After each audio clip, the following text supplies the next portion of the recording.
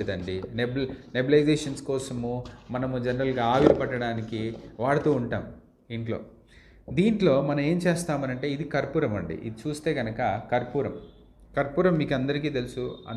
ప్రతి విషయాల్లో మనం యూజ్ చేస్తుంటాం అక్కడక్కడ. ఆ! ఇది కర్పూరం అండి. ఒక ఒక 15-20 కర్పూరం బిళ్ళలు ఇందులో వేయండి. ఇందులో వేసి ఒక ఆహ్, ఒక 1 గ్లాస్ ఆఫ్ వాటర్‌ని ఇందులో పోసి జనరల్‌గా పెట్టేసేయండి. జనరల్‌గా ఏదైతే మీరు ఆవిరి పడుతూ ఉంటారో జనరల్‌గా ఇంట్లల్లో అలా పెట్టేసేసి స్విచ్ చేయండి. సో, ఇలా వేయడం మూలన ఏమవుతుందంటే దీంట్లో నుంచి వచ్చే వేపర్ ఏదైతే ఉంటుందో ఆ యొక్క ఆవిరి ఇంటి ప్రతి రూమ్‌లో ఒక్కొక్క 10 నిమిషాలు పెట్టండి. పెడితే ఏమైతుందనంటే మన చుట్టూ ఉండే ఫస్ట్ నెగెటివ్ ఆరా పోతుంది. అంతా పాజిటివ్ ఆరా తయారవుతుంది. మీకొచ్చేటువంటి మంచి ప్రయోజనం ఒకటి. రెండోది ఏంటి అనంటే బ్యాక్టీరియాని, వైరస్‌ని, ఫంగస్‌ని ఇది కిల్ చేస్తుంది. మీ ఇంట్లల్లో ఉండకుండా చేస్తది. ఇదొక పద్ధతి అండి. దీన్ని చేయడం వల్ల మీకు చాలా మంచి ప్రయోజనాలు జరుగుతాయి. ఇంకొక పద్ధతి ఏంటి అనంటే మన ఇండ్లల్లో వైరస్‌ని కిల్ చేయాలన్నా గ్రాబ్ చేసుకునే గుణం ఉంటుంది. మనం ఏమన్నా కట్ చేస్తూ ఉంటాము. ఇది ఉల్లిపాయలండి. ఈ ఉల్లిపాయలు మనం కట్ చేస్తుంటే జనరల్‌గా మన కళ్ళ నుంచి నీళ్ళు వస్తుంటాయి. అంత పవర్ ఉంటుంది దీన్ని. దీన్ని ఏం చేయండి, ఈ కింద ఒక వైపు ఉంది, పైన ఒక వైపు ఉంది. దీన్ని పైన ఇలా కట్ చేయండి. ఇంతే కట్ చేయాలి. ఇంతకు మించి ఎక్కువ కట్ చేయొద్దు దీన్ని.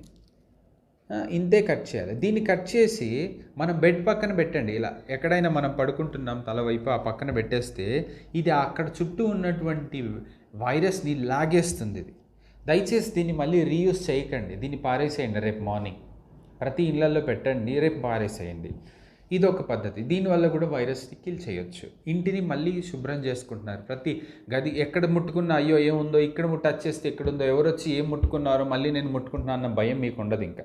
ఇంకొకటి వాష్‌రూమ్స్‌ని ఎలా మనము శానిటైజ్ చేసుకోవాలి, వాష్‌రూమ్‌ని ఎలా మనము ప్యూరిఫై చేసుకోవాలి, అక్కడున్న ఎయిర్ ఎలాంటిది, అక్కడ ఉన్నటువంటి వాతావరణం ఎలాంటిది, అక్కడ ఉన్నటువంటి పర్టిక్యులర్ వైరస్ ఏం తిరుగుతుంది, ఏ బ్యాక్టీరియా తిరుగుతుంది, ఏ ఫంగస్ ఏ మూలన ఉంది, దాన్ని ఆ వాష్‌రూమ్‌లోకి రాకుండా మీకు ఇక్కడ నేను చూపిస్తున్నాను.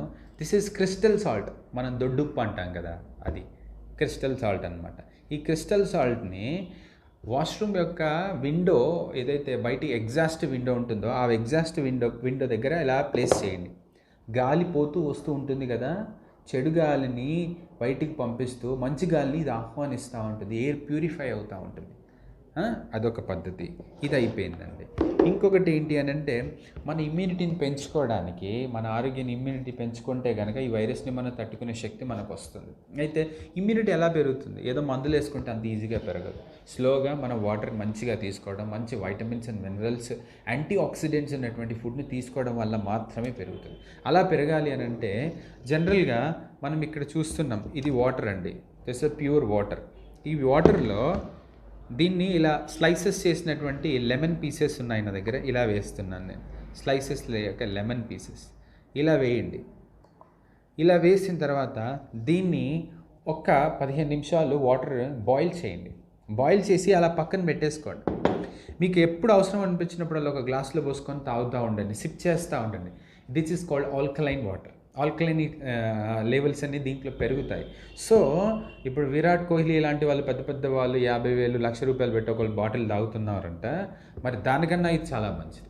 మీ యొక్క ఇమ్యూనిటీ పెరుగుతుంది. సిట్రిక్ యాసిడ్ కంపల్సరీ మీకు ఇమ్యూనిటీ పెరుగుతుంది. అట్ ద సేమ్ టైం మీ యొక్క ఆల్కలైన్స్ లెవెల్స్ బాడీలో పెరుగుతాయి. మీరు వైరస్ని తట్టుకునే శక్తి మీకు వస్తుంది. మీ యొక్క రోగనిరోధక శక్తి, దట్ ఈస్ కాల్డ్ ఇమ్యూనిటీ, ఖచ్చితంగా పెరిగి తీరుతుంది. ఇవి పాటించండి. మీ ఇల్లు బాగుంటుంది, మీరు బాగుంటారు, మీ పరిసరాలు బాగుంటాయి, మీరు హెల్తీగా ఉంటారు. రేపటి నుంచి చక్కగా మళ్ళీ పని చేసుకోవచ్చు. మీకు వీలైనంత వరకు ఈ వీడియోని